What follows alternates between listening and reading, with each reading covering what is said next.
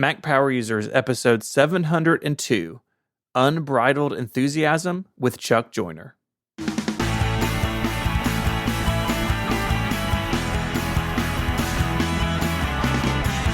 Hello and welcome back to Mac Power Users. My name is Stephen Hackett, and I'm joined as always by my friend and yours, Mr. David Sparks.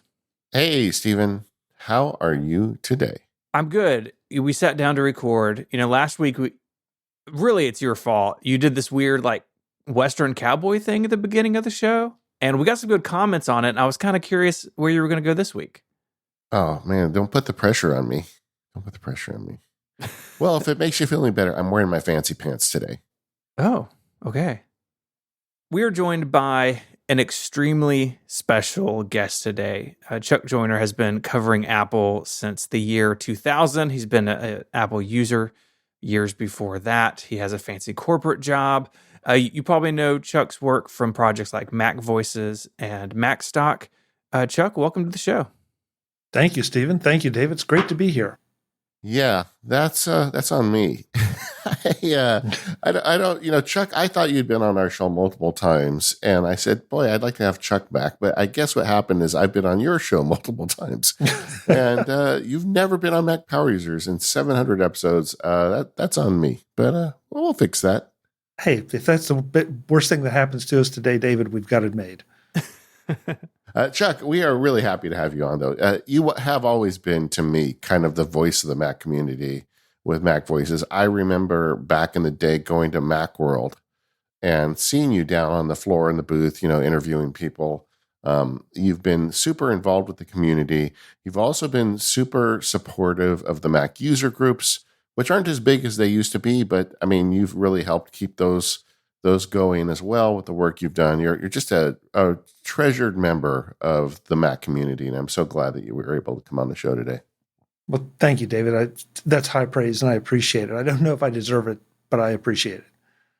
Well, I mean, just as an example, gang, we were asking Chuck before we started today, well, how many episodes of Mac Voices have there been? But the way he numbers the show, he doesn't know. But as of July, he has now 199 episodes in the can for this year. So that's a lot of episodes, Chuck. That's a lot of podcasting. So many. Well, yeah, it is, but I don't do the kind of show that you guys do. So some of my shows can be very lengthy discussion shows. Some of them might be an interview with a vendor at CES or NAB that lasts 7, 8, 9, 10 minutes.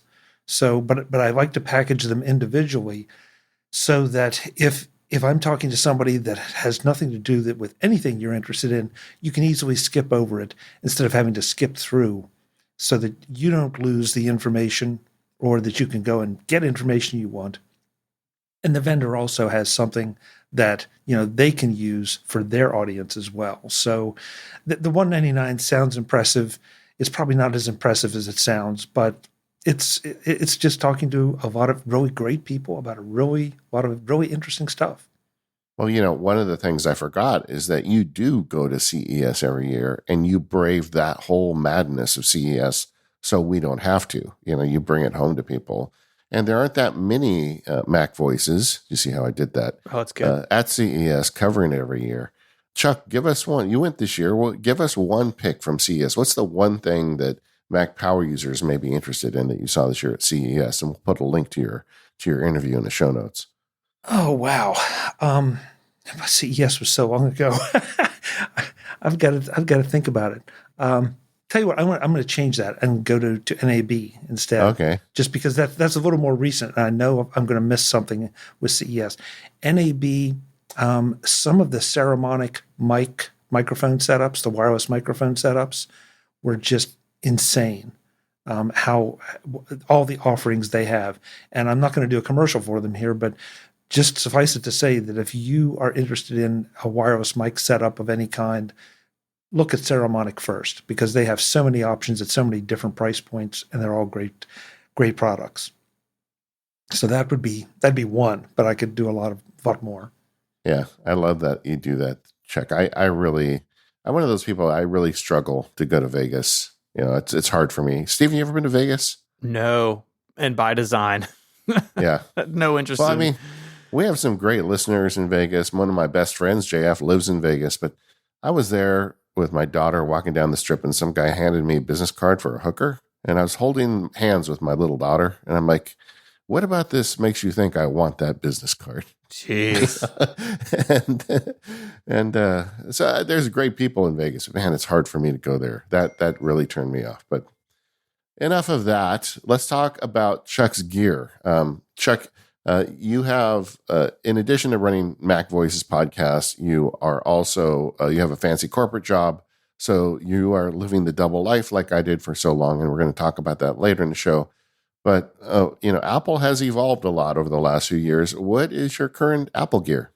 My current Apple gear is a 16-inch M1 MacBook Pro, M1, I guess M1 Pro. I'm trying to remember which Max.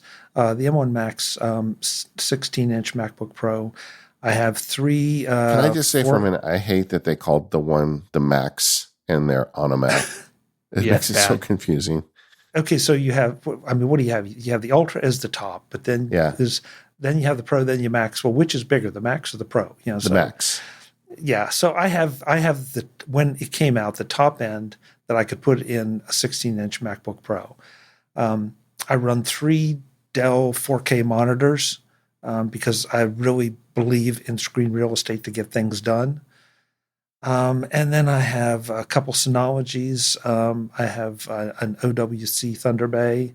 Those are my main storage things. And beyond that, obviously I have an iPad Pro 12-inch. But beyond that, there's the usual miscellaneous stuff that we all have. And we could take up half an hour just trying to list everything. But those are pretty much my daily drivers and what I spend my day on. All right, I want to talk about those monitors for a minute. So you're running 3 4K monitors off a MacBook Pro. What is what's the configuration to do that? Like, how are you getting 3 monitors off the MacBook Pro? Through an OWC Thunderbolt dock, so that I can run those all out of there. But between a USB-C connection, and the Thunderbolt dock, I can have all 3 of those plus the main MacBook Pro screen running. Mm-hmm. I just had a listener write me this week saying he wants to buy drive enclosure in his OWC OK because Steve and I talked about it on a recent show. And I wrote him back, you guys tell me if I'm right or wrong. You can't really go wrong with OWC. I feel like anything they sell is going to be pretty good and they're going to support it. Yeah, I've run a lot of their gear over the years, and in times that I have had issue, their support is top notch. You took it right out of my mouth, Stephen. Yeah, the support is, you can always find better prices, but the support is what you really want. And we're talking about the stuff that you store and that, you really is very valuable to you. And so that's where I want my most of my support. Yeah, I really feel like when it comes to stuff like the OWC gear, they care. You know what I mean? So often you'll buy something like electronic related off Amazon and it'll show up and you can see that whoever designed this thing really did not care. They didn't care what it looked like. They didn't care about how it would handle heat. They didn't even care about using the right, cable connector. Like I just got something the other day. It's still got the micro USB port on. Like no. Who in 2023 is making this thing? That's terrible. And it's like with OWC, you don't get it. You get stuff that's thoughtfully designed. I love that with the drive enclosures in particular, that they're aluminum and they're a heat sink and they're, they just don't make noise because they've found a better way to handle heat. And anyway, this isn't a commercial for OWC, but when Chuck said it, it reminded me of that email.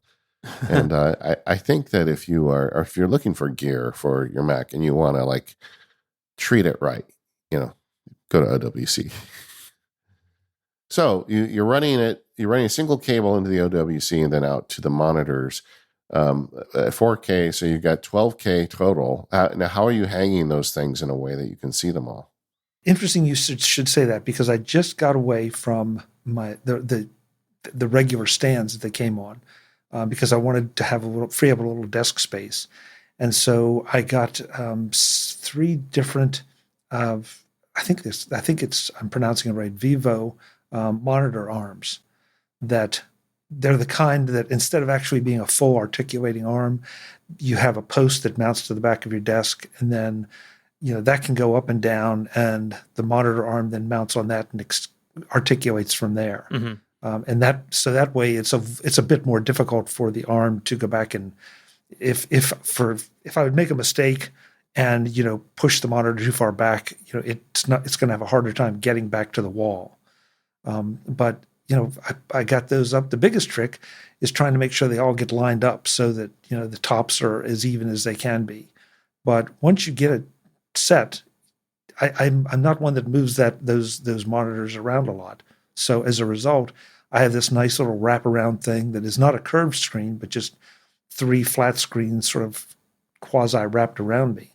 And it just, I love it because it gives me so much room to have different projects running on different monitors, or different windows for different applications in different monitors relating to different projects.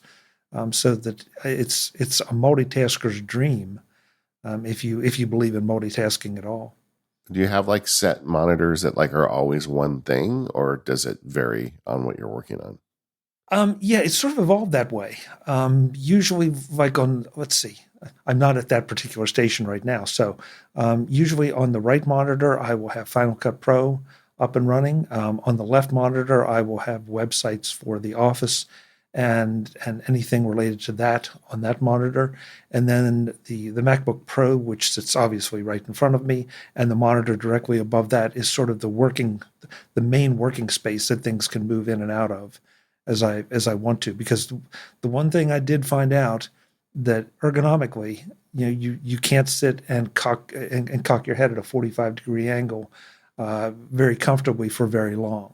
So I've developed the habit now of, if I'm working on something for any significant length of time, it gets pulled over to the main monitor and then put back into one of the other monitors where it can be referenced.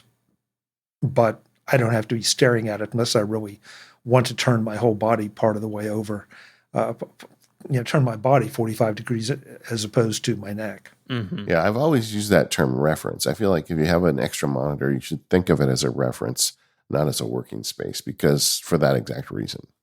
Chuck, are you using any utilities to help manage windows between those? I know there's Moom and Magnet and a whole bunch of others. Have any of those stuck for you?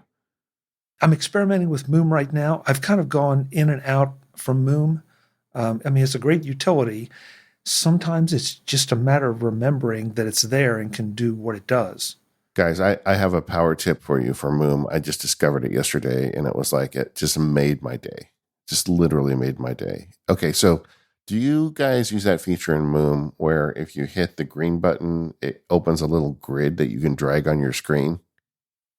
You know what I'm talking about? It's under the mouse settings. Yeah. So, okay, so you click on it, and when you set it up, there's a little drop down. It goes up to 9 for horizontal and vertical cells. And that's always annoyed me because I feel like with this big screen I've got, I need more than 9 blocks across. I want it more granular. So just for giggles, yesterday I went in and clicked the cursor on the 9 and it started blinking. And I'm like, oh yeah. So I now have a 20 by 20 grid in Moom. And the little boxes are a lot smaller, and now I can get windows exactly how I want them. I love it so much. So it increases the density of like the snap points. Yes. Got it.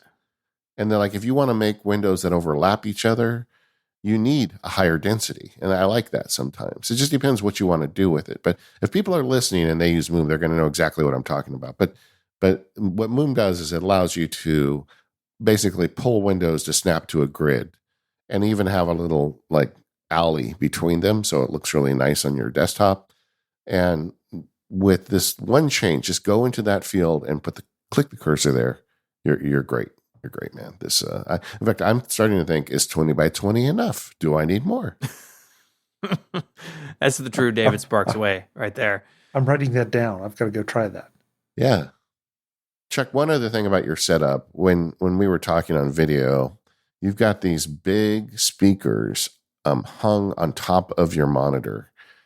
Stephen, you'd be very impressed with this. He's got these big vertical stands with these big speakers hanging above his monitor, not below Oh, it yeah. like, normal people do. Chuck's got him up in the air. And I asked him about it, and he told me about his audio. What is your audio device called, Chuck?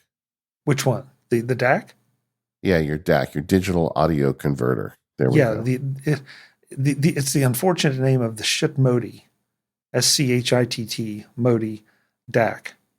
And see, like whenever someone starts talking to me about DAC, my head starts buzzing because I don't even know how any of this stuff works. One time I had an email exchange with Federico Vitici where he was trying to convince me to get into this stuff. And it's like Chuck is one of those guys. He's gone all the way down the rabbit hole on digital audio and speakers. So Chuck, if somebody wants to put together a killer audio system on their Mac, walk us through what you did.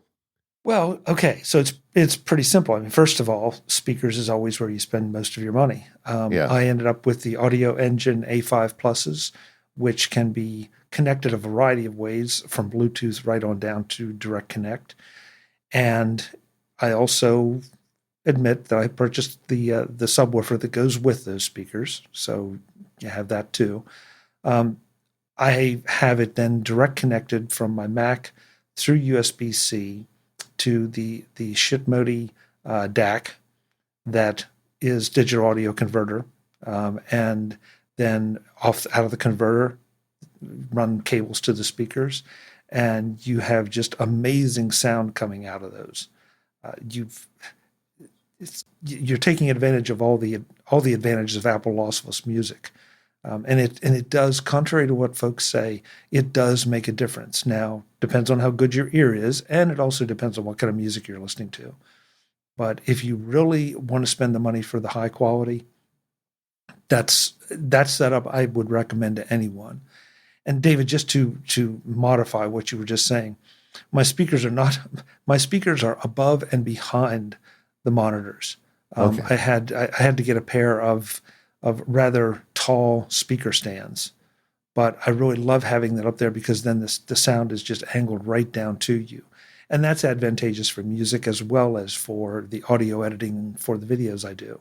Yeah. So it's a nice compact setup. It looks good, and I would tell anyone that if you're looking for some really great computer speakers, and there are a lot of great options out there, so I respect a lot of those, but I just cannot recommend the Audio Engines highly enough. And I like that it gets them off your desk as well. And Yes. I think that's a big deal. And but it's very impressive. And I like the idea of mounting the speakers higher. I think that's a good idea, Chuck. I'm going to be investigating that. This episode of MPU is made possible by 1Password.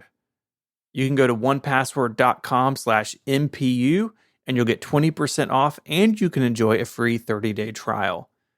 We live in a complicated age. We have passwords and two-factor authentication codes, and we have bank routing numbers and credit card numbers and driver's license information, on and on and on.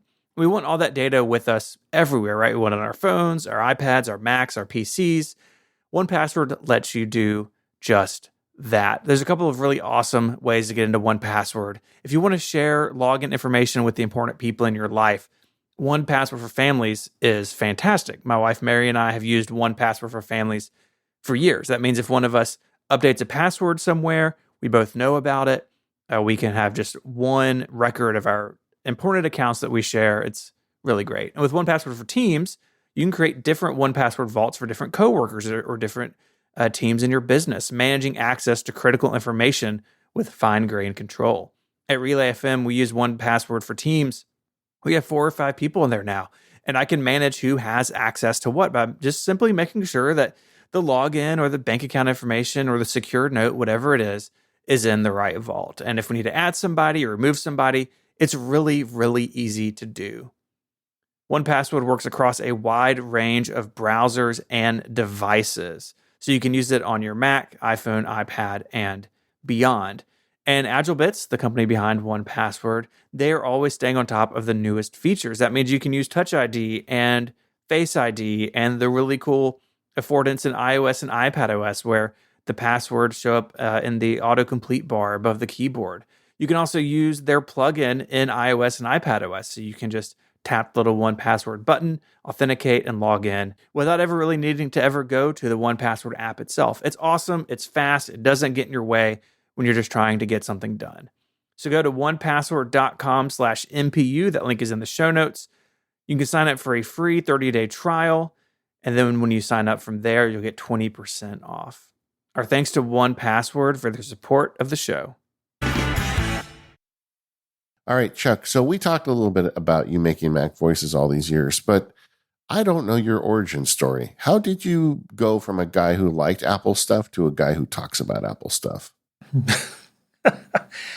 I started out as a user group member, and like so many people, there were challenges with volunteers, and they didn't have enough people. And so a couple of the guys one night said, the president was stepping down, and they said, well, you run meetings at work. You can just run the meetings, and we'll do everything else. And like a sucker, I believed them. And that's how I ended up becoming a user group president. And from there, it just sort of escalated. I took a trip to Macworld Boston, which tells you how long ago this was. Sure. And really, really loved it. Got involved in the user group community. Eventually ended up as chairman of Apple's user group advisory board from, I guess we started January of 2000 through about September of 2004. And during that time, and as far as conversion over to how I started talking about it, the user group community was doing so many interesting things at that time. They still are, but at that time it was even more so. Wasn't the user group community kind of holding it together for Apple for a while there? I mean, I think people who are new to the Apple platform don't realize how important those user groups were during the 90s. Oh, absolutely. Way back. There's no question about it that they were absolutely, and they were critical. And I mean, it was a different time because we did not have the web. So to get any kind of local information, to get, program recommendations, to get any kind of help or tech support, the user groups were the place that people went to, and also obviously to socialize as well. But what I found was that they weren't telling their own stories very well outside of their own little communities or towns or cities. And so I started an audio show, and I'll refer to it that way because basically it was an audio file uploaded to the internet that then they could either play through a player or download and play in QuickTime, called the User Group Report, that was focused on telling the stories of the user groups and what they were doing. And eventually that part of that story, because user groups are so intertwined with the Mac journalism community, I started having journalists from Macworld and Tidbits, Adam and Tanya Angst on, and that just kind of evolved into what I do now.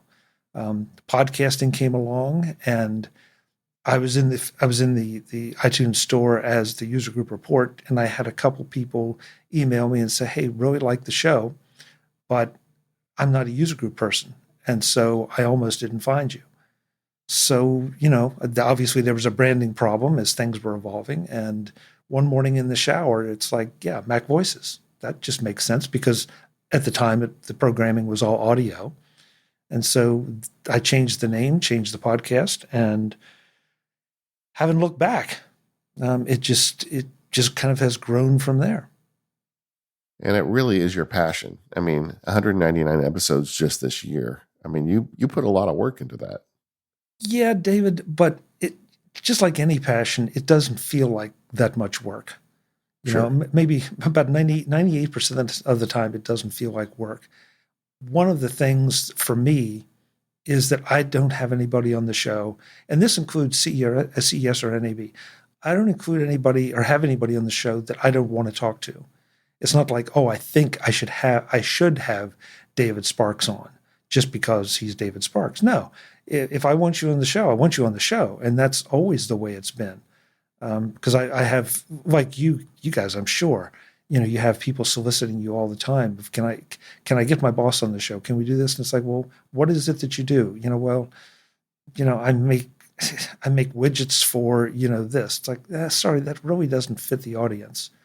So as a result, it just is always fun for me to talk to people with like interests and educate me along with the audience about what they're doing and what their products can help me do. I love it. You're right. It's fun. I mean, doing this stuff is fun. Since I quit being a lawyer and I'm doing these labs, everybody's like, man, you're putting a lot of stuff out for the labs. I'm like, yeah, but it's all fun. It's like, Yeah. I think you have to have a job where it's not fun to appreciate how fun it is what we do. I feel so sorry for anyone. I don't care what job you're in, that if you really don't like your job, I have a huge amount of sympathy because I'm very, very, very, very lucky that I get to do all the Apple related stuff. I really enjoy my day job as well. What do you call it? The fancy corporate job. Mhm. Not sure about the fancy part, but yeah, I mean, I love every bit. So there are very, very few days that I don't, that I'm not ready to get out of bed, that I think, oh, I just would like to stay here for a while. No, man, I got too much to do and too much that I enjoy doing. Yeah, but I want to be clear there. It's not that there's a lot of people that have jobs that they enjoy, but they aren't fun. If like my prior job, I enjoyed that job. I helped people, but it wasn't fun. This is fun. And I think that really, for when you're creating content, that really makes all the difference. If you don't enjoy it, the content's going to be terrible and you're going to be miserable. But this kind of job, the kind of stuff you and I do relate to the Mac community, there's no other word for it but fun. Mm-hmm. So Chuck, that gets into your content world, but how did you end up on the Mac in the first place? I again, I hate to admit it, I'm of a certain age group that, when I got out of college, got a job, one of the first things I bought was a computer and to play with it. And I aspired immediately to the Apple II. And so that was honestly my first real computer. And, I think I've always been fascinated, not just, the geek tendencies we all have, but I've always been intrigued by what these devices can allow me to do or help me do that I can't do by myself or can't do very well by myself just with my own two hands. Because I have no artistic capabilities. I was lucky enough to be guided into taking typing in high school, which, I mean, that sounds ridiculous, right? But at the time, yeah, there's no other way to say it. The typing classes were primarily female, and there was only me and one other guy in the class. And so, as computers came along, that served me very, very well because I didn't have to learn keyboarding skills; I already had them. But just the fact that what I could do with the Apple II was so much more than I could do without the Apple II, and then it just progressed from there. That and once you got to the Mac, I mean, it took me a little while to make the transition from the Apple II interface to the Mac interface. But once you kind of understood what you could get done with it, it's like the sky's almost the limit, just depending on how much you want to learn and train yourself or take courses or whatever. Because again, at that point, we didn't have the internet. And so, now I never thought I would be editing video the way I am or doing any of those things, but the Apple technology makes it so easy that, like David said, it's just all fun. I think, that people kind of roll their eyes when they talk about that bicycle for the mind thing. Steve Jobs talked about the computers as a bicycle for the mind back in the days when computers were kind of new. But for those of us that were there, that's what it felt like. It felt like you were getting superpowers and being able to like get rid of a lot of work that you were doing by hand. And I was just thinking about that optimism we had back then, Chuck. You felt like the sky was the limit when you got a new computer in front of you. David, but you said that like the optimism is gone. I think the optimism's still there. It almost may be a little bit more difficult to quantify or to wrap your hands around because there's so many more options now as opposed to back then. I mean, Mac Paint was a big deal, and the word processors were a big deal. Then the spreadsheets were a big deal, and now we have. I mean, we're playing in the large language models. Yeah. and all of those capabilities. So it's a much bigger, broader, brighter world Hmm. that we have access to, and it's just trying to figure out which one of those opportunities do you want to take, because you just no longer can take all of them. Well, I would quantify it because back then it felt like it was unbridled optimism, I guess is the word I should have used. Like there was no buts involved, right? You didn't worry about malicious software. You didn't worry about negative impacts of social media. Everything was 100% positive. At least it felt like that to me. And whereas these days I do, when new technologies come, I am very interested in them. AI is a great example. I mean, I feel like AI could become a bicycle for the mind, just like the original computers did. I feel like AI done right could absolutely make all of us better at a lot of the things we do. But there are downsides to it too that we need to consider. And so I'm a little less optimistic in the sense that I want to know how this can help, but I also want to know where the sharp parts are too. I didn't feel that back in the day, you know? Yeah, fair point. Fair point. But it's also, isn't it a little bit like growing up? Yeah. That at a certain age, you're invincible and you think you can do anything, and then eventually you find out you can't. That you have to make some choices, and I feel like that's kind of what because I agree with you, and I know exactly what you mean about the unbridled enthusiasm.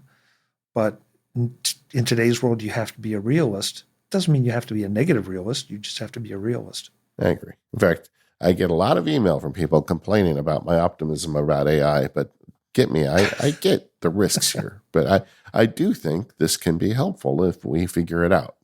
You know?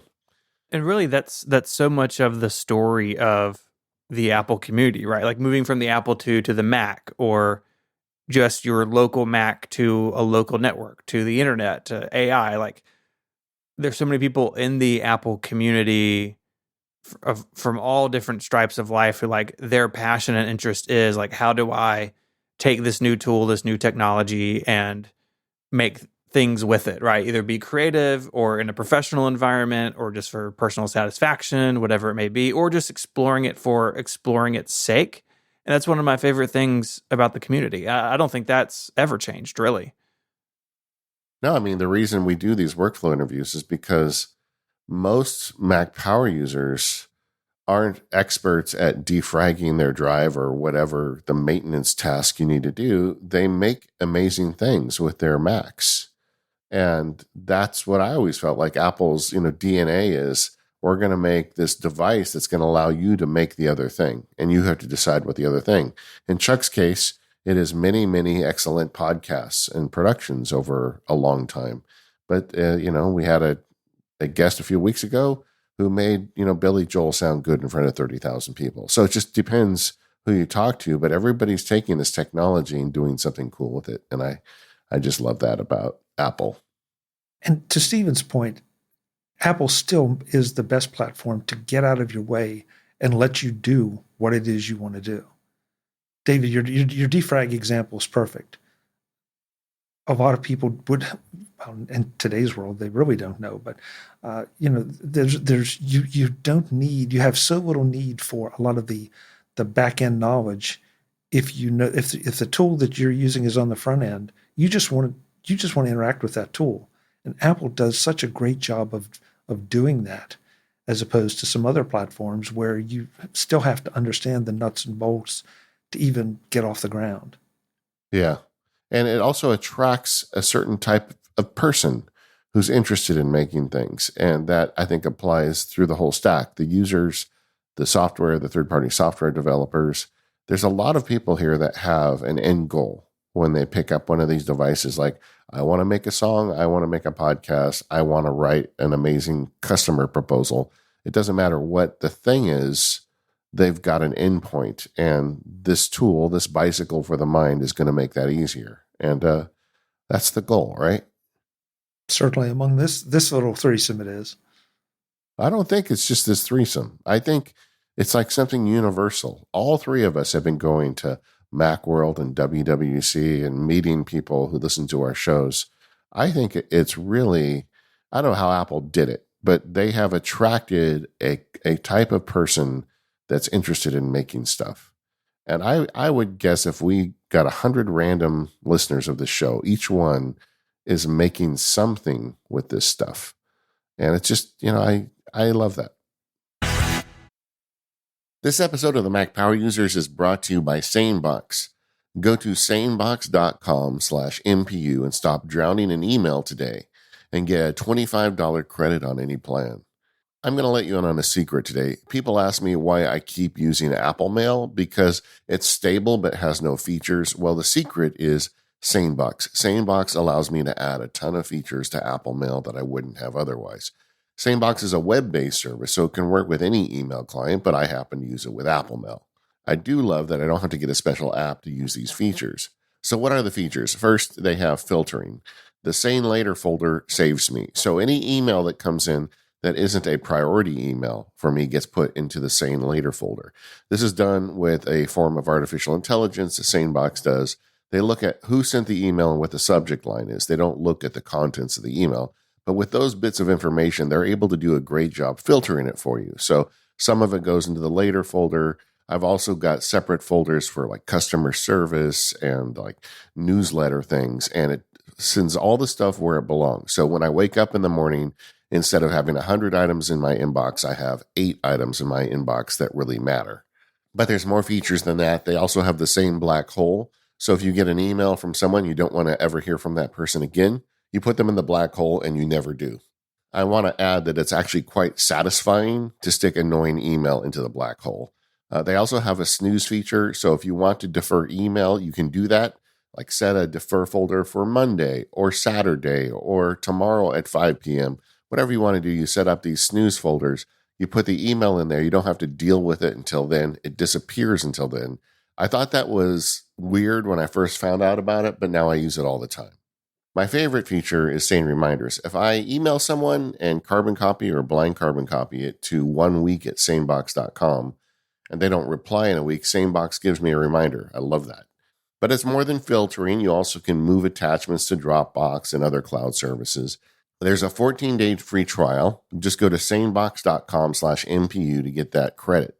Now, the SaneBox people are trying to figure out this MPU audience because 66% of the MPU listeners that try SaneBox end up signing up for SaneBox. And I tell them it's not that difficult. The listeners to this show are interested in productivity and getting their work done faster, and SaneBox gives that. It delivers. So go check it out for yourself, sanebox.com/MPU. Upgrade Apple Mail or whatever mail client you use today and get that $25 credit on any plan. One last time, sanebox.com/MPU. Stop drowning in email today.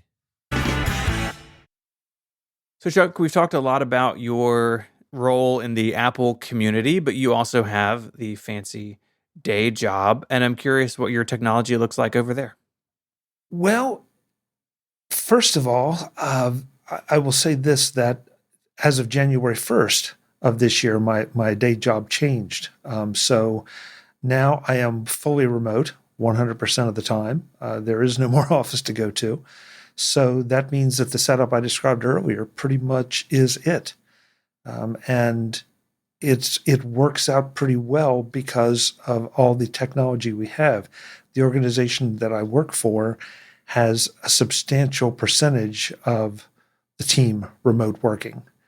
And as a result, it has been that way since pre-pandemic, that a lot of people were remote working for various reasons that we won't bother to get into here. But so the systems are built to be easy remote access through a web browser or Microsoft Office, Microsoft Teams, those kind of things. So yeah, it means that I can press into service everything that I have here and still and work in the environment that I enjoy, and that way I can kind of go seamlessly back and forth between the two.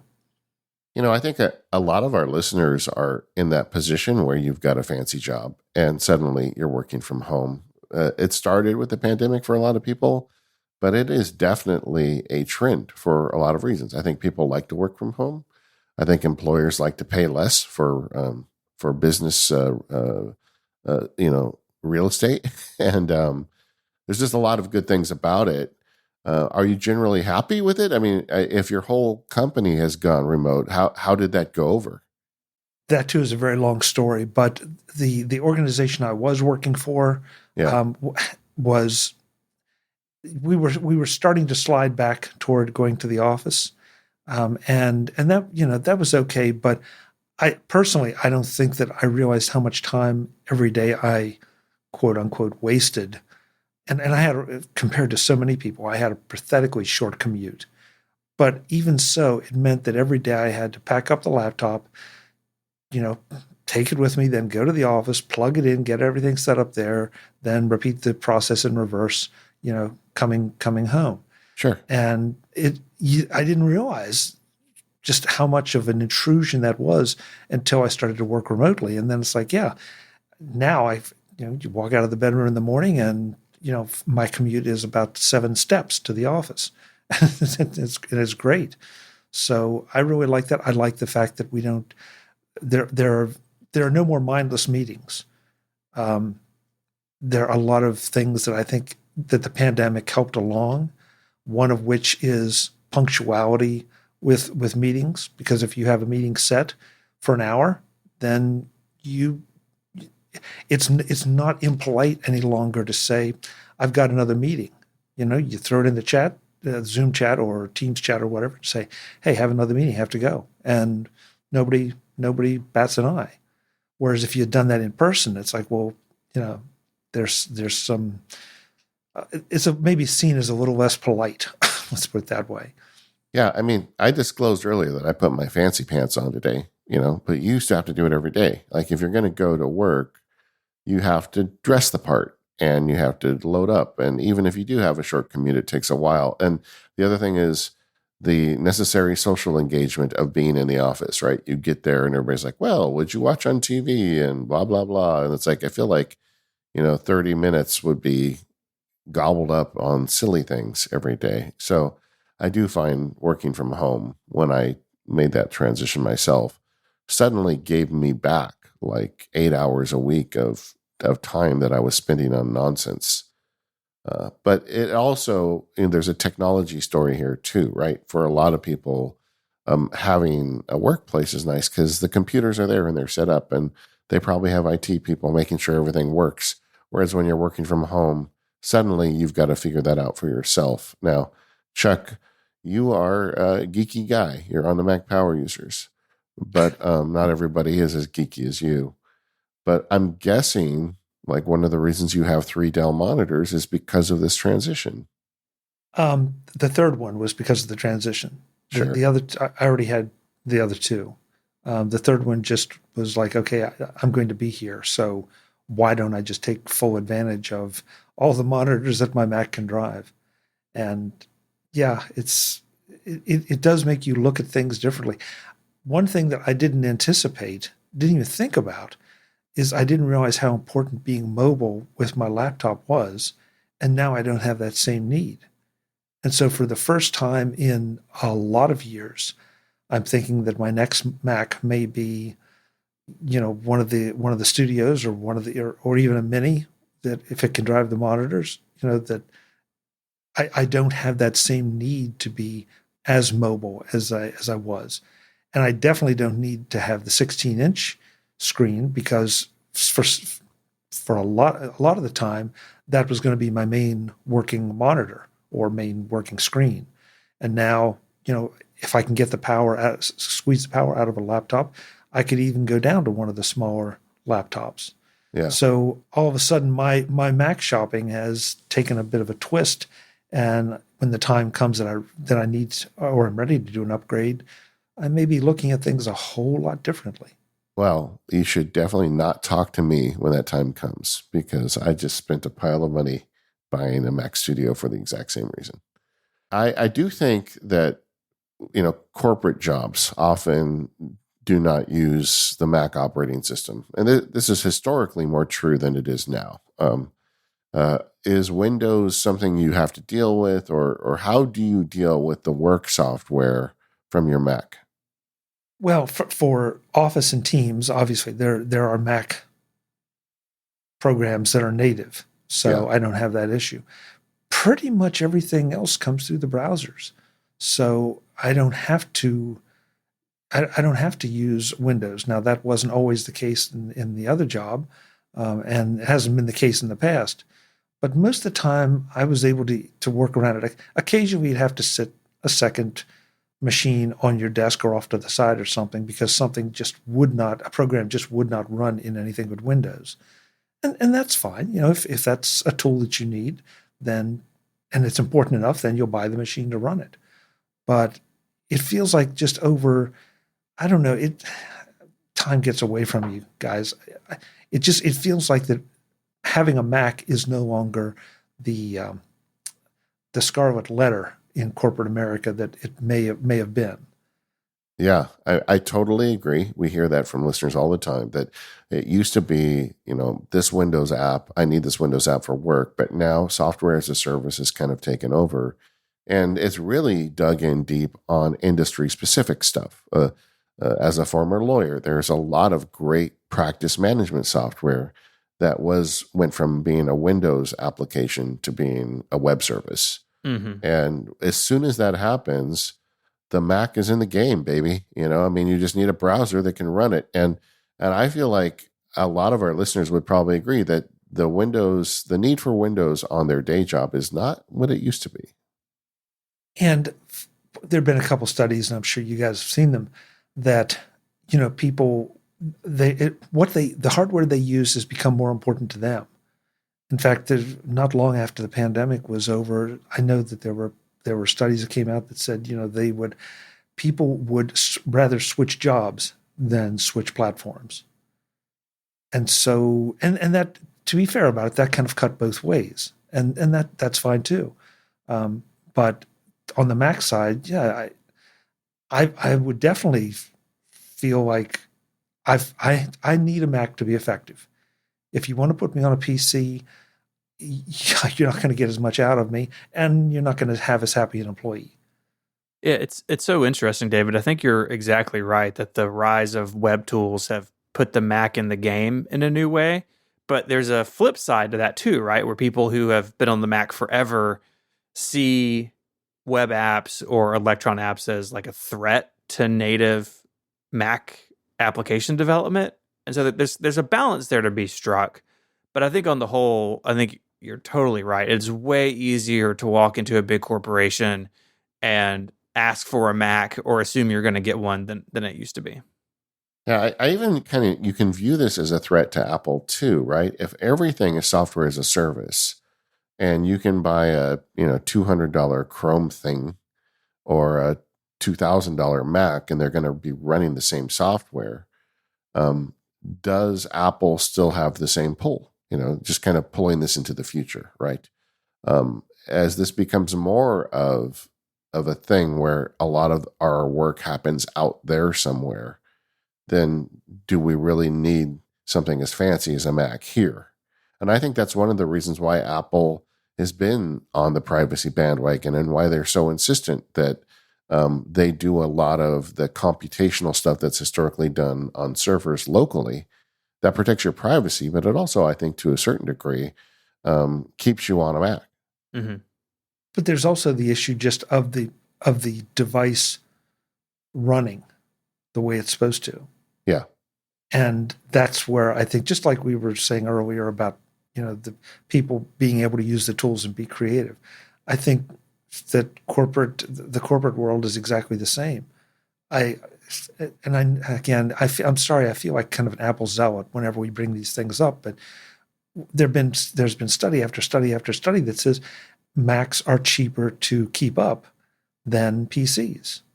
And when you start multiplying that by the number of computers in an office, or in a school system or anywhere else that there are a lot of them, the numbers they start to hit the bottom line. Not to mention the productivity part. Yeah, totally agree. I mean, it's just kind of like we were talking about earlier with OWC. I think when it comes to computer hardware, I'm discriminating. I'm not that discriminating about things like cars and washing machines and refrigerators and other big purchases. Usually I'm pretty okay with what we get. But when it comes to a computer, the way it works, the way it feels, the way the keyboard feels, all that stuff to me matters. And I think that's why a lot of us here are in this world of Apple stuff because they're discriminating too. They really like to make a nice product. They're willing to charge a little bit more. We're willing to pay a little bit more. And but it is interesting to see how that will evolve in a world where a lot of our key software for work is moving online. But that's not you, Chuck. Some of your software is on your Mac. What's some of the software you use to pull off the day job?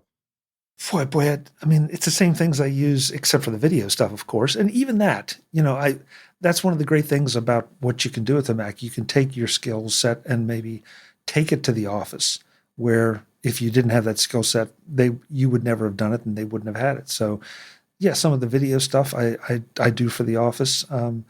Keynote, I always feel like Keynote is sort of my secret weapon because it can be a graphic design program. If you want to export out just a static image, you can do presentations, obviously, with it. You can do short video with it. There's so many things that Keynote will do, and so easy to make it look great. And that takes nothing away from Final Cut, which is what I use for editing the videos. But Keynote is sort of the supplement to that. I really love MindNode. I've gotten into mind mapping, I guess, a couple of years ago, maybe a little more than that. And it's just a great way to sort of spread things out and get your ideas out of your head and into a form that then they can be manipulated. Can you give us some examples of what you do with MindNode without being work specific? Well, yeah, I can say that this is no deep dark secret. I was advocating a revamp of part of our website, and it was very easy for me to take MindNode and say, okay, here's what we have, and look how many branches there are and how things are not organized. Now, let's take that same mind map and move it over here, rearrange things so it's all nice and logical, and you can see how you would work your way through the website if you're going to look for something and how everything is organized.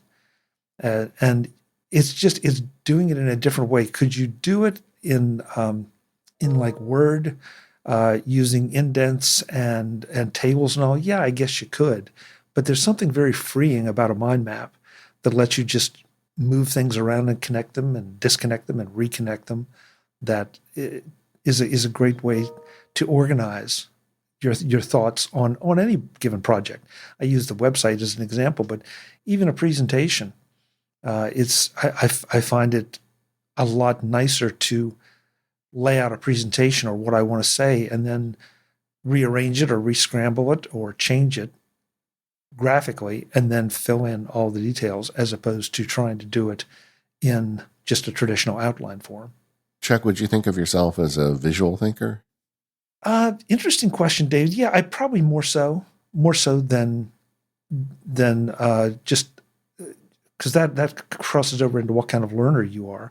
And so I think I'd always rather see something demonstrated as opposed to trying to read the directions.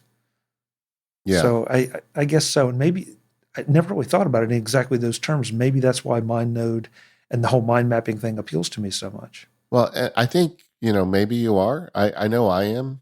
I don't know, Stephen, do you have you ever thought about that question? Are you a visual thinker, or do you, like when you get directions to someone, do you draw a map or do you write down, go on Main Street 2 miles, turn left to, Jones Street or whatever? Do you draw a map or do you write down directions? Yeah, I'm much more of a linear thinker, I think. Okay. I will use visual tools. Chuck's example is exactly how I use MindNote. In fact, just this week, I had a meeting with the parent-teacher organization at one of my kids' schools, and I'm gonna rebuild their website on Squarespace, and their current site's a mess. And so I put together a site map as we were talking in MindNode, right? And of course, their minds were blown because they hadn't seen a tool like that. And you can do it all with the keyboard and never touch the mouse. And so I will go there when it's necessary, but that's not my default. Yeah, see, I'm a visual thinker as well, and I think visual thinkers are generally underrepresented by the software tools. There's plenty of outline software out there. There's not a lot of stuff like MindNode. And I know there's competitors, but I like MindNode because of its simplicity. But I, like Chuck, will make a MindNode to solve a problem. There's nothing better, Chuck. You got to try this on your 4K monitor one day. Just give it a full screen to MindNode with a problem. And I'll put it on a separate space because I don't have separate monitors, but just having a separate space with a problem I'm working on that's a full screen mind node, it's really powerful because you can really just kind of go in there and pick away at it and come back at it later. But it also works with other people. Like as a lawyer, I used to design contracts in a mind map with clients. And for some clients, it didn't work. They're like, they didn't care. And other clients, it was life changing. It's like now they understand. And it really sent home for me the idea that some people are visual thinkers and some people are more linear. And I think being aware, and this is to the listener, if you're being aware of what you are, whether you are a visual or a linear thinker, I think you should start thinking about your software tools in that context, take advantage of the way your brain works.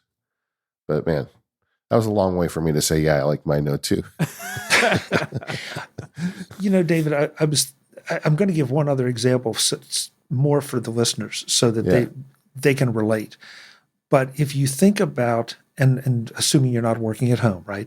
But if you think about setting up a phone tree at the office as to who's covering whose phones, I don't even want to think about trying to do that in anything but a mind map, because then you can see that the phone rings first to David's desk, and if David doesn't answer, then it goes to Stephen's desk, and then if it doesn't answer there, it goes to 3 other desks, or and you can suddenly visualize how that phone call is going to travel when it comes in.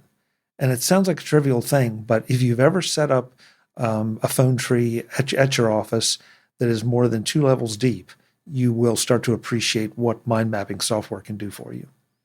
I mean, my killer feature, if I buy this Vision Pro thing, that for the record will cost more than my first car cost. If you said if. But yeah, I know, didn't I? I did, didn't I? Well, we'll see. I probably will. I mean, the only reason I wouldn't is if like the school stuff got real expensive with the kids, but I'm likely going to buy one. But the killer app for me almost is probably just a massive mind node, right? A mind map that's 10 feet long and 10 feet high that I can put these things on and look at it and really think through a problem using the world's biggest whiteboard, right? I feel like that to me is the kind of thing I'm looking forward to experience that is. It's not like the killer feature. I think a lot of people would think that's silly, but the way my brain works, that would actually really help me. I don't think it sounds silly at all. But to your point, it's going to depend on how your brain works. Stephen would just have an outline that's 12 feet tall. It's right? true. I do like my outlines. I can see Stephen wearing a Vision Pro with a 12-foot tall outline, and then he puts a step ladder in his office just to step up, So, wearing the goggles, going up and down the line. What could go wrong? Well, I mean, you do like to break stuff, so I feel like that would be a good avenue for you. Yeah, it's been a minute since I've broken an Apple device. Will I be the first person to break a Vision Pro? God, I hope not. Stephen, don't forget the fact that you can, with the monitor arms, you can turn the monitor so it's portrait instead of landscape, and therefore you can have a longer mind map if that's the direction you want to go. That's true. I ran that for a little while. David ran it for quite a while back in the iMac Pro days, and there's definitely something to that. Makes sense for a reference monitor, Chuck, like what you've got there. Like if you took your side monitors and turned them vertical, then you don't have to turn your head as much. And for document type stuff, it actually works pretty good. That's an interesting idea. I hadn't thought about that, David. Well, have to report back to us on it. Yeah. I didn't know I was coming on here to get homework. Well, you won't be the first guest. Let's just put it that way. What else are you using off of your system, though, to help with the fancy day job? One of my favorite things has become Apple Notes. I was an Evernote user way back when. I got off of it. Honestly, I don't remember why I decided to leave Evernote. It was long before they started having any issues. And just sort of bounced around from note program to note program. And then Apple Notes came along, and it just struck a chord with me as it's simple, it's easy to understand, it's easy to file things and find things within Notes. The fact that it syncs between all my devices so that even if I'm terrible example, but if I'm at the grocery store and suddenly have some kind of great idea, I don't have to scribble it down or email it to myself or whatever. I can open up that note right there, put it in, and then when I get back to the Mac, and forget about it. And then when I get back to my Mac, it's there. And so it's become one of those apps and Apple just keeps to improving it and adding capabilities, sometimes small, sometimes large, but they just keep improving it. The syncing for me has been flawless, which we all know how difficult syncing can be. And if you're using a program that doesn't sync well, you end up losing something somewhere, somehow. So that is really a place where I spend an awful lot of time, filing things, as opposed to having separate documents that have to live, on the Mac or in the cloud or somewhere. It all just lives inside Notes. Yeah, I think that's an angle of Notes I think a lot of people don't think of. I have written books and talked on the show extensively about auto-filing PDFs and things like that. But there are pieces of this that don't need something that fancy. Like I have a little wood shop and I've got manuals for tools. And I had PDF'd all of those. And it occurred to me that I've got like an Apple Note where I keep notes like what's the angle of my chisel when I sharpen it and things like that. And I thought, why don't I just put all the manuals in this note? And I loaded it up with manuals. They're all there. I can go check them out. They're just in Apple Notes. This isn't something I'm going to be giving over to my accountant, so it's just very easy.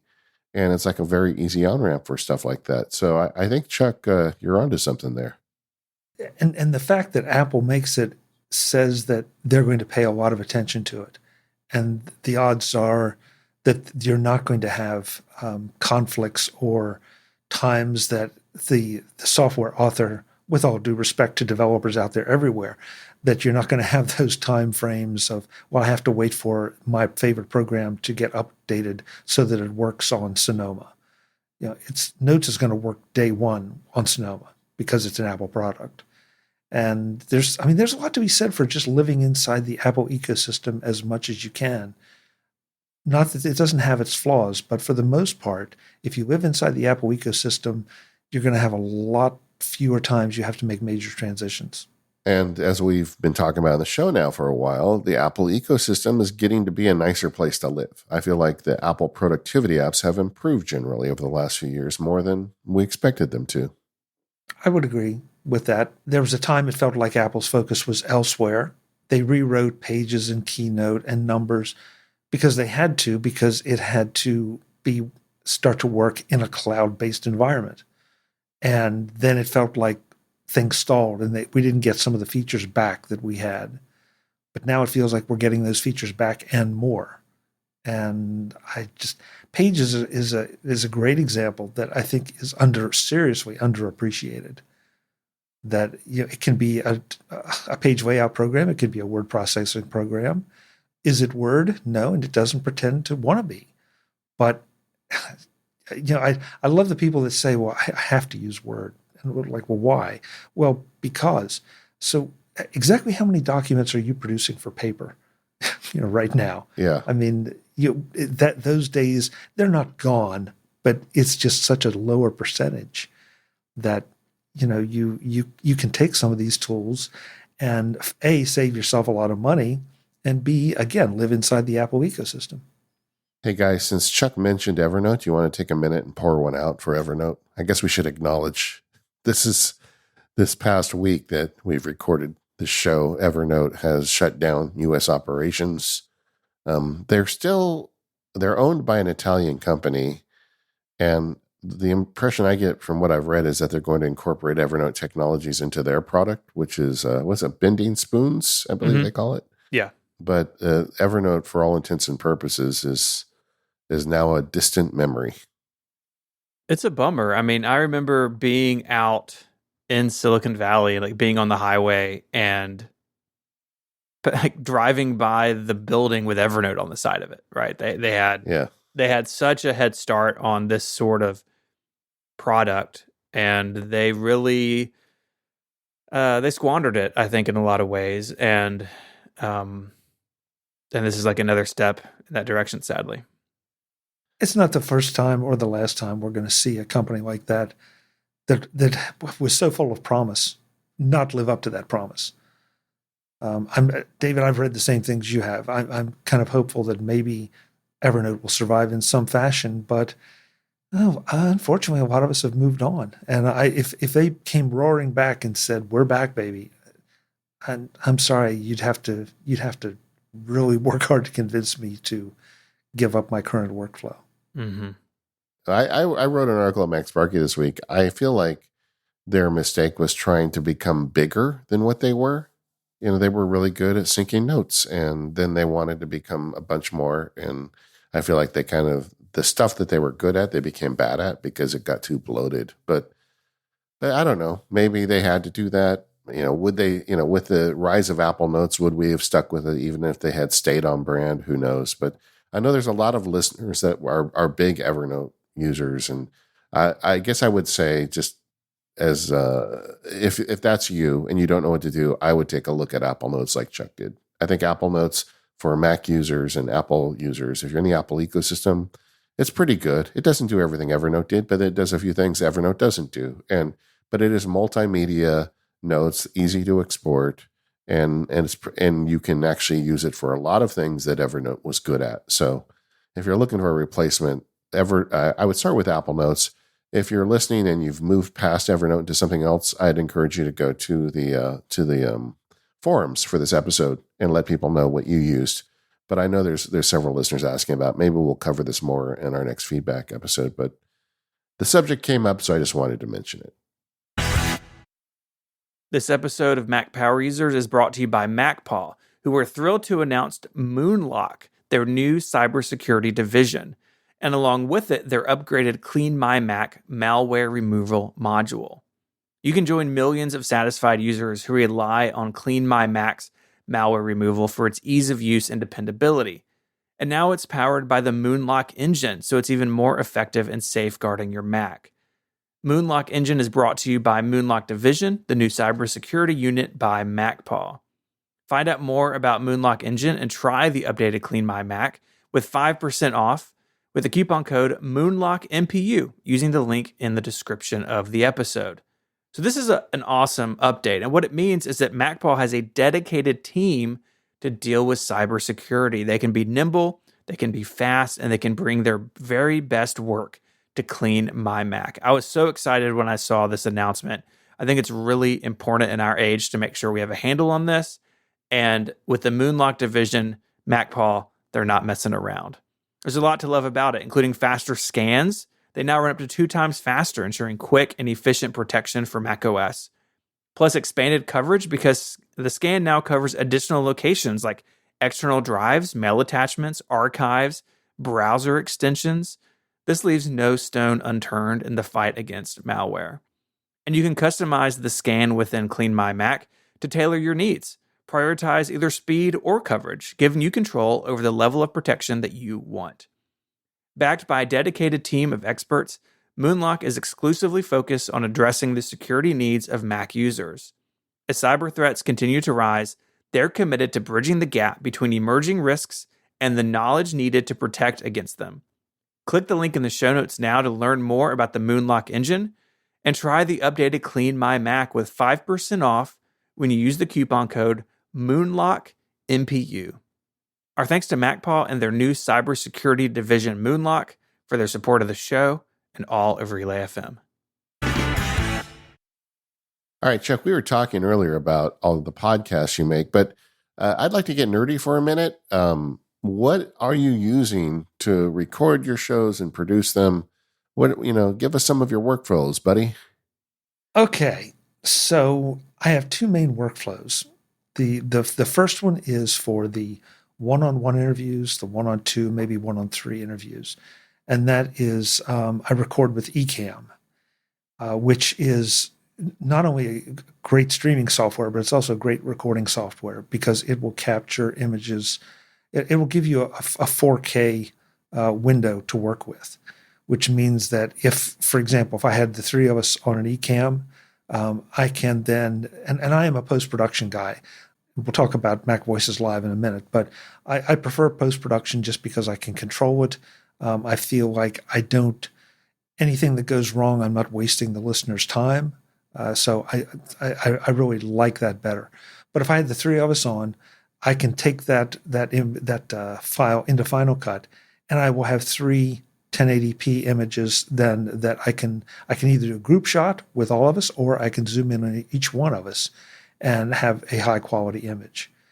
And so again, Ecamm for recording, Final Cut for publishing. Well, let me interrupt there just for a minute, because Ecamm is an interesting technology. I don't think we've talked about this on the show before, where, as I understand it, it's recording to the web. It doesn't do local recordings, right?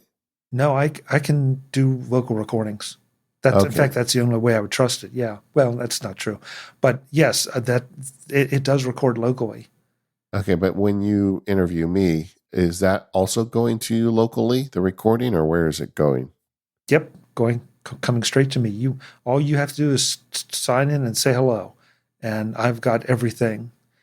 And not only is it, it also will give me the option on the M1s to, again, if the three of us were on, I get a separate audio track and video track for each of us, so that I can manipulate them as I wish. And so if Stephen dropped a glass and it shattered on the floor, you would never know it, because it's only going to be on his track. But what if he dropped an Apple Watch and it shattered on the floor? Because Well, that's more likely. Hey, We'd have to listen to him crying. So that's sort of the workflow for those shots. Mac Voices Live is a little bit different because although Ecamm has upgraded their capabilities recently, and I honestly just haven't had time to play with it. But I record Mac Voices Live on Zoom because it can stream right out to YouTube, and I can basically have almost as many guests as I can have on. So the other night, I don't know if it was the largest panel we've ever had, but we had 11 different people participating, and that can be a lot of fun. And so, and it can be especially fun if you're streaming it to YouTube and you get to interact with folks in the chat room. But then I will take those videos and go through the same process. The resolution is not quite as good as with Ecamm, but it's good enough. And if it's not, I run it through some software called Topaz Video AI, and it ramps up the resolution. Now, it's never going to give you back, the fine detail, but it also makes it so that you can watch it and watch it comfortably. And after about a minute and a half, you're not going to even think about it, as opposed to big, blocky, ugly video that you're going to turn off after 10 seconds and say, I don't want to watch that. So, and that editing is all done again in Final Cut, and then exported out and uploaded to YouTube or Vimeo or Facebook, and that's where you can consume it. For people who haven't checked out Mac Voices, first of all, strong recommend from us to go do that. But can you talk a little bit about sort of the different formats you do, and maybe some of the prep that goes into them? Sure. So let's start with the live show. The live show is pretty easy. We have a Slack for the panel members, and on Monday, sometimes Tuesday morning, I'll publish the Zoom information for Tuesday night's show, and also some of the articles that I had on my radar, or topics that I had on my radar, and invite anyone else in the panel to throw in, something they want to talk about too. And so then we do the show Tuesday nights. It's very, very much unscripted. It sort of started at the beginning of the pandemic, and it's turned into just a gathering of good friends that get together, almost like, say, okay, Thursday nights we're gonna meet at this restaurant and order a couple pizzas and talk tech. But you're also inviting people to listen in and participate a little bit via the chat. So that's how that works. The individual shows are one-on-one interviews, and usually I prefer not to script things too much. I really want it to be more conversational. So if I have Joe Kissel on, who runs Take Control, Joe will tell me what what book we're going to talk about, and I'll ask him if there's any particular highlights or points that he wants to make. And usually it's no, we'll just, we'll wing it. And we do. It's just a conversation about, hey, Joe, new edition of this book or brand new book. Tell us about it. And from there, I craft my questions based on what he's talking about or what my interests are in that. I'm trying to represent the viewer and listener and ask the kind of questions that they would have about whatever we're talking about. Same thing with developer interviews or anything else. Charlotte Henry and I, there are a couple little mini series inside Mac Voices, just like Mac Voices Live is one of those. And I should say, by the way, that the Mac Voices Live shows, those are 8 to roughly 9:30 Tuesday nights. But I eventually take those, cut them up into 2 or 3 episodes and release them on the feeds. Because realistically, you can't expect the people in Europe or Australia or Asia to participate in those or even benefit from them. So I make sure that we get those out, very lightly edited, but they still get out. But no, Charlotte Henry and I started doing a TV Plus Talk segment. We do once a month, to talk about the world of Apple TV Plus and how it's evolving. Because that's very much the entertainment thing is very much Charlotte's beat. And so Apple TV Plus is one part of that for her, but it's a bigger part for me. So we've partnered up with that. I do my briefings, which are my review, my version of hardware and software reviews. I'm way behind on those, but it just seems like there's so much content out there to be published right now that I just got to get time to do it. So it's sort of, for a while, there was very much one format. And David remembers when, I started breaking off shows and doing different shows. I had Mac Notables for a while, where that was some of the most notable Mac journalists on a panel. And that was just its own little thing. And then I had the Mac Jury, which we discussed controversial issues, and that was a panel discussion.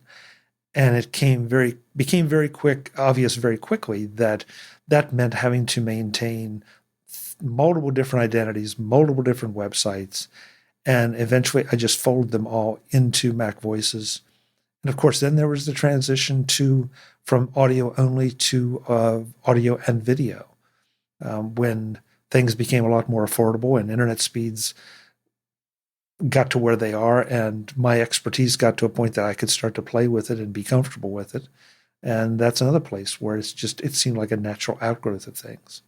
So there's been a lot of evolutions, and I'm never opposed to trying anything that either comes in my head or somebody suggests. If it's at all realistic, I'll take a shot at it. What's been your favorite part about the evolution of Mac Voices and everything that's grown out of it?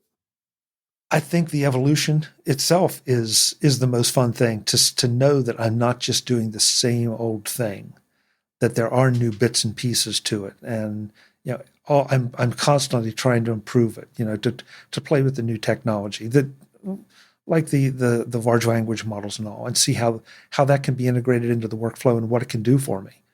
And the fact that it's allowed me to talk to so many fascinating people and make connections and make friends with people that otherwise I would never have crossed paths with.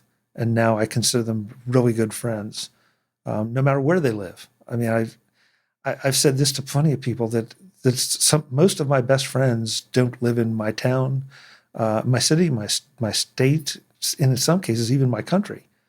But you get to know people, and people are just people. And if we could get rid of if we could get the politicians to stop arguing over things, it would be so much easier, because if you can find something you can relate to, it doesn't matter exactly what language you speak or which side of the Atlantic or Pacific you're on.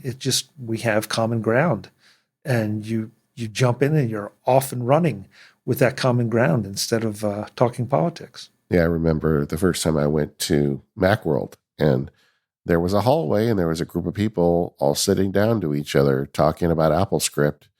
And like the nerd I am, I sat down with them and we became friends. None of us were friends before that day began, but there's a group of nerds sitting on the floor writing AppleScripts together in the hallway.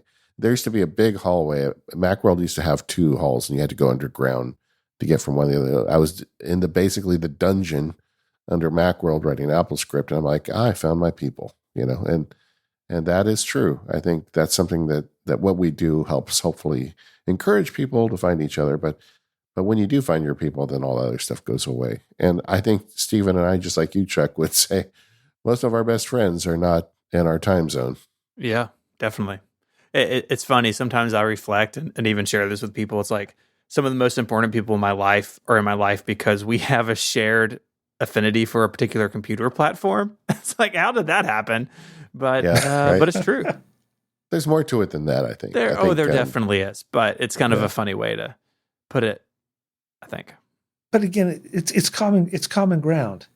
I mean, it doesn't matter whether you bond over a sport or the kind of car you drive. If that's your thing, then great. If you can connect with other people that's their thing too, you automatically have that connection. As we record this, I'm getting ready to leave in a couple of days to go to MacStock. And we constantly say, look, if you're a first timer there, just walk up and start to talk to somebody because you are among friends. You have friends automatically because you walked through the door and you're an Apple person. Yeah, we should have mentioned that earlier. MacStock is happening the weekend that this episode airs. And I will tell you, it's a lot of fun. Stephen and I did episode 500 there. One of my favorite MacStock memories is when Stephen just started upgrading people's Macs on the cafeteria floor there and was pulling Macs apart with a bunch of people eating sandwiches, crowding around him, looking over his shoulder. That was pretty funny. Yeah. A little unexpected, but fun. Yeah, but it is like you are among family there. And although we didn't get this episode out before it happened, if you're curious about MacStock, there's also a lot of great speakers there, and they have a product now where if you couldn't make it, whether it be travel restrictions or you're far away or whatever, you can still get the benefit of all those presentations. Chuck, if you could give us a link, we'll make sure to put that in the show notes so people can go check that out. Sure. It's easy. It's MacStockConferenceandExpo.com, AND Are you speaking there this year? I am. What are you going to be talking about? Mike Potter set the topic for this year, the overall topic, as learn. Okay. And so I'm going to approach it as learn and live in the future or get stuck in the past. Yeah. Yeah. Would LLM become part of that? Oh, yeah. Yeah. What do you think about that, Chuck? What are you using? You've mentioned it a few times today that you're using large language models and playing with them. Where are the parts for you that are interesting to you? The ones that I've been using, of course, playing with ChatGPT, of course, because that's sort of where everybody has to play. Using Mac Whisper to do some of the transcriptions automatically, and then taking the transcriptions, throwing them into Mac GPT, and then allowing it to generate descriptions of the show or show notes or anything like that. There's a service called Auphonic. I don't know if you're familiar with that, but I just started using that, and they recently included some of the large language generative models in. So it will go through and it will punch up chapter markers for you and transcriptions and show notes. So that's another one. I think that this whole idea of AI transcription is something that is really far along if people don't realize it. I think I'm going to be using AI Whisper transcription to do the transcripts for the new field guide I'm working on because all the tests have been coming out really good. And I think that's something people can check out. A related tool that I bumped into recently is called AudioPin. Have you heard of this? No. AudioPin.ai. I just made a video for the labs on it. It'll be going out this week, but it's a thing where you just talk to it. You know how people have that problem with transcription where, the first transcription is kind of ugly. You say things you didn't mean to say. You don't really have an organization with it. What this does is it transcribes your voice. You talk into it, and then it takes everything you said and tries to turn that into something usable. So it's not a literal transcription so much as taking what you said and turn that into something usable. So it does a second step where it's not a summary so much as it is an organization of your words. And I'm like, that is a great use of AI, where you can go in and talk. It's your words, but then the computer is trying to like do a better job of putting them together for you. And it's not necessarily usable in the first draft, but it's a lot closer. You may want to add that one to your presentation. Yeah, I just wrote it down. I definitely will be checking it out. David, we're seeing so many of of different services add. I always hesitate to say AI because that that just automatically triggers a debate. Yes. So let's call them large language models. But Notion sort of has their take on how it integrates with their product. Grammarly does. I mean, there's so many, and of course, we know Microsoft is going to be integrating things. Bard is out for Google. So these things are everywhere. And if you are not checking them out, you're really losing out. Yeah, and I'd also argue that if you're afraid that it's coming for your job, one way to avoid that is to understand it and find out how you can incorporate it into making your job better without it replacing you. And I also think that's a little over people are a little over anxious about suddenly AI just getting everybody fired. I don't want to say that's impossible. I think there will be absolute disruption and jobs and careers will be upset by what's happening with this stuff. But putting your head in the sand isn't really the answer. I agree with you, David. And also it's yet another tool. It's a sophisticated tool. It can be a very useful tool in the right place. So why wouldn't you at least try it and, like you said, learn about it, so that you can be the one who can speak with some experience, as opposed to being one of the ones that's sitting there saying, "I really don't know." This episode of the Mac Power Users is brought to you by Squarespace. Go to squarespace.com/MPU and save 10% off your first purchase of a website or domain using the code MPU. There's a lot of things I love about Squarespace. I love the way they've been supporting podcasters for all these years, helping us get the word out about their service. And that's the second thing I love about Squarespace. That's their service. For the longest time, making a website was just fraught with peril, but not with Squarespace. Squarespace makes it easy to make a professional-looking website with just a few clicks. No matter what kind of website you're building, whether you're going to have a new baby or start a new business, or maybe you just want to set up an easy way for your consulting clients to book time with you, Squarespace has got you covered. With Squarespace, you can easily sell your products in an online store. Whether they're physical or digital, Squarespace has the tools you need to get starting selling online. This used to be a huge thing with Squarespace. It's just a couple buttons. And one of the things I like if you're going to sell on Squarespace is they have built-in email campaigns. So just encourage your visitors to sign up as an email subscriber, and then you can get them emails every time you've got something going on, maybe a special promotion or something. They've got email templates there that you can customize and apply your own brand ingredients like colors and logo. Plus, it's got built-in analytics to measure the impact of every send. If you're going to build a website, you're going to have a bunch of assets like your logo and common artwork. Well, with Squarespace, you can build what they call an asset library, where you can upload all that stuff and access your content from one place. So you don't have to scramble to find the right content. You can manage all of your files from one central hub and use them across the Squarespace platform. The team at Squarespace has really gone the extra mile to make it easy for you to make any kind of website easily that you control. I've been a Squarespace subscriber for years. I've got multiple sites built on Squarespace and running. I love that they give me all of those power features, and they're reasonably priced. If you want a presence on the internet, you start with Squarespace. So check it out. Go to squarespace.com/MPU for a free trial. Do you want to look great on the web? Go to Squarespace. And when you're ready to launch, go to squarespace.com/MPU to use the code MPU and save that 10% off your first purchase of a website or domain. Wait, did he say domain? Yes, you can also get your domain there, making the whole process even easier. Once again, squarespace.com/MPU and code MPU when you decide to sign up to get that 10% off your first purchase and show your support for the Mac Power Users. Our thanks to Squarespace for their support of the Mac Power Users and all of Relay FM.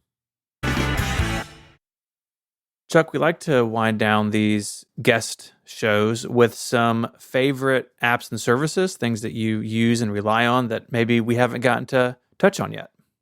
Oh, this is always a tough one because there's so many, but I pick three that I feel like it's always hyperbole to say, oh, I couldn't live without them. Of course you could, but I don't want to. I don't want to. The first one has to be Text Expander. I have so many text expansions set up, and if for whatever reason it doesn't open up or it crashes or something, which does not happen very often, but all of a sudden it's like I feel hamstrung because all those little things that were so convenient and improving my accuracy and improving my speed are gone. And it's like, okay, stop the presses. We got to go back and figure out what's not working here.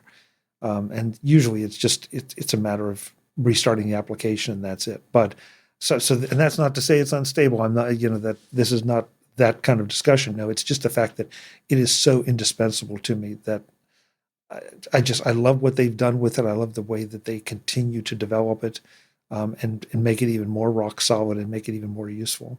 Can you share a snippet or two that just brings you delight every time you trigger it?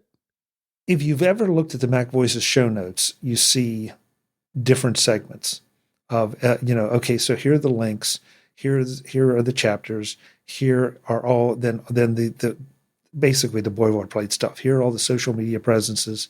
Here's how you donate to Patreon. And I have that in just one 5 character snippet and just do that. And it just pops right out. And that's a good way to say it, David. It just delights me because I don't have to go and dig through all that stuff. It's just all right there. And I should say too, that these three, boy, it's really tough to order them because, so I would say that these are all like my top tier. The second one is LaunchBar. It's a launching application. I don't know if any of you've played with it. There are a lot of great launcher applications out there. But one of the killer features of LaunchBar for me is the way that it handles its clipboard manager, because it will allow me to scroll back through things that I've pasted in at some point and bring them back up. Now honestly, I have to put my fingers on the keyboard to figure out. So it's Command Space K to bring up the history, and it just works for me so well. And it does some things that I've not been able to do with other clipboard managers. And again, it's all in the approach to it. But some of them, when you pop them up, they just block out way too much of the screen for me, or they're not in an easy to manipulate form. And for me, LaunchBar just works. Plus just the ability to launch virtually anything on my Mac from the keyboard and never have to touch the mouse or scroll in and dig through folders is just a killer. I used LaunchBar for years, and then eventually I went to Alfred for some feature or another. I don't even remember what it was. And now I'm looking at the LaunchBar page again, and this is my weakness, Chuck. I'm like, I got to try LaunchBar again. It looks so pretty, and they've done such a nice job over the years. They're up to version 6. Oh my goodness. What are you doing to me, Chuck? What you did to me, David. All right. I'll take that. Yeah. And the third one, and this may sound redundant, but it's not. Pastebot is also a clipboard manager, but it's a completely different kind of clipboard manager. And I use that in conjunction with my Stream Deck. So because there are things you can put into that you can copy and put on the clipboard in Pastebot. Then you can assign a keyboard shortcut to it and then load that into the Stream Deck. And when you hit the button, it pops up. The big thing for me, kind of the killer functionality there, is that I have yet to find a clipboard manager that will accept clippings from Final Cut. So, for example, if I have a lower third in Final Cut, I can cut that and paste it back in. Well, when I cut it, of course, it goes to the clipboard. So I go in then to Pastebot, assign it some crazy keyboard shortcut that I could never remember, then take that shortcut, load it into the Stream Deck, and now with one button, I've got your lower third in. Nice. So basically you're using the key command in the Stream Deck to trigger a Pastebot saved clipboard. Right. But again, PasteBot does something that I have not found another clipboard manager that does, and that is save the clipboard from Final Cut. So if you're using Final Cut, you need to check that. Have you tested that with, just hypothetically speaking, Chuck, have you tested that with ScreenFlow? No, I have not. Well, I might have to now. I wouldn't be a bit surprised. I mean, because ScreenFlow is another great app, but, well, are you talking about the same thing, kind of thing, lower thirds? Yeah, I was thinking the same thing. Well, like I have snippets or bits of video in ScreenFlow I use repeatedly for various things I make. I'm thinking that would be nice to have a whole panel on the Stream Deck of all your saved video clips, and you just push the button and drop them in. Yeah, it really is. It really is nice. Try it out. Now it's my turn. Let me know if that works, because just for my education, I'd love to know. But that's that's kind of sort of the other side. And I love the fact that with PasteBot, unlike LaunchBar, I can almost name an unlimited number of saves, so that if I wanted to save my last 1,000 clippings, I can. As opposed to I think it's only 100, 150 in LaunchBar, which I know that sounds crazy, but you'd be shocked at how often you want to go back to something you were working on 3 or 4 or 5 hours ago, and it's like, yeah, it's right there. If it's not one place, it's going to be the other. Yeah, and there is, I think power using Clipboard is one of the untapped things a lot of power users need to look into. We did a whole show on Clipboard history apps last year, and a lot of that rings true. Since we recorded that show, what's that app I think called Paste? Mm-hmm. One of the ones that kind of jumped out at us that we didn't know of as well, but we really liked it in the show. They got a major update since we talked about it, but in general, there are a lot of great options out there, and if you're not using something to manage your clipboard, you're missing out, because it really can improve your speed and reliability of repetitive video clips, even in Final Cut. The great thing about clipboard managers and about Text Expander, and I'll add a fourth one. I'm cheating. I'll add one on you, and that's default folder. Oh yeah, good one. Yeah. But the thing is about all of those, every single one of us, it doesn't matter what you do with your Mac, you can make use of those.